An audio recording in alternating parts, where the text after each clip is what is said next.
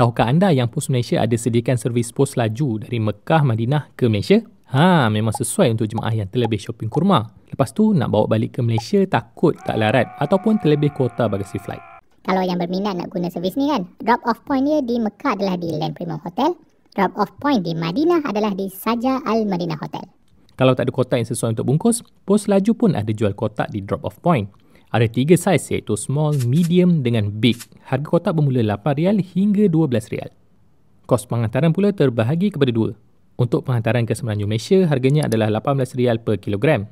Kalau nak hantar ke Sabah dan Sarawak pula, harganya adalah RM23 per kilogram.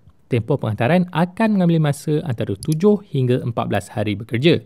Untuk tahun 2025, Pos Malaysia menjangkakan lebih 250 tan kargo akan mereka kendalikan. Mereka katanya akan kendalikan penghantaran anda dengan cermat dan selamat. Kalau nak hantar Al-Quran, bungkusan akan ditandakan dengan pelekat khas.